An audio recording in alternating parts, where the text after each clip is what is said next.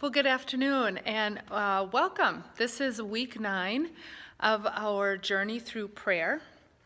And our prayer practice this week literally embodies this image of a journey. It is the prayer practice of walking. And so that's how we begin today in our walk. We are continuing this transition from mental prayer and spoken prayer to bodily prayer, to using our whole beings in prayer. And it's also an imitation of Jesus. Jesus was on the move, and Jesus went everywhere on foot with his disciples, and particularly at this time of year, in Lent, we are imitating or accompanying Jesus on his journey to the cross. And so I'm going to settle myself here up by the altar with the cross in the background to help us think about that, about Jesus taking a journey and our desire in our prayer life to be more connected with Jesus. So there is a couple of quotes from Daniel Wolpert's book I'd like to share with you. Actually, I'd like to share the whole chapter. If you haven't read it, this is just packed with some really insightful things and some really great ideas. But there's 2 quotes that I want to share. And the first one speaks to why prayer, or why walking as a prayer practice. And this is the quote. "We do not live lives rooted in one spot like trees, nor do we stay the same size and shape all our lives like single-celled creatures. Our life is a movement through time and space, and in fact, many people have asserted that without movement, we would not be able to even form our personalities and identities." So movement is a core part of who we are as human beings. And so it only makes sense that we would use movement, and in this case, walking, as a prayer practice.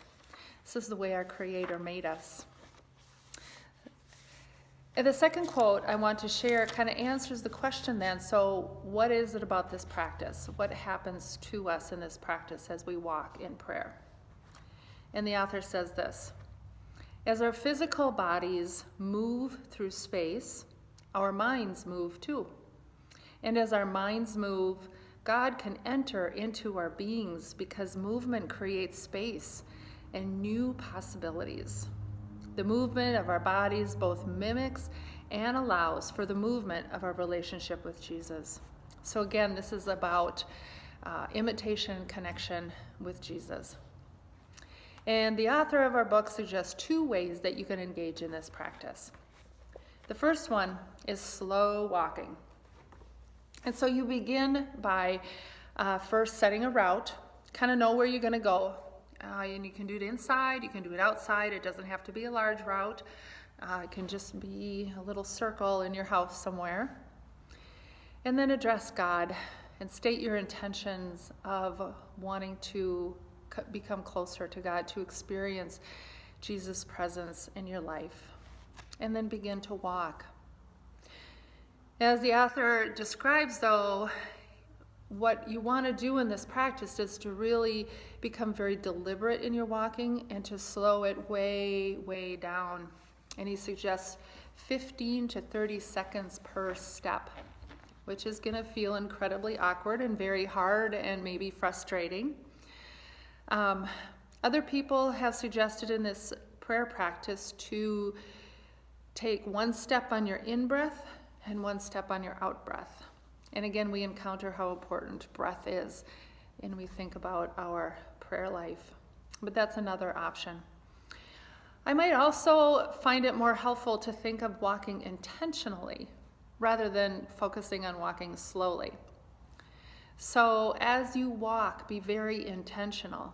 Think about your feet. Think about how you're placing your feet on the ground. Think about that connection when your feet hit the ground. Be very observant and aware of your surroundings. Notice all the details. Slow walking will give you the time and the space to do that. And so as you practice this, over and over with that kind of keen, observant nature and awareness of your surroundings, then you also become aware of Jesus' presence with you. So that's a very basic sketch, a very basic outline of how to practice the slow walking prayer practice. And the second prayer practice he talks about is a labyrinth. Now, the labyrinth, it often looks like a maze. And I have stitched what we call a finger labyrinth. And so this is what a labyrinth looks like. It looks like a maze, but it's not. It's got a clear path in and a clear path back out.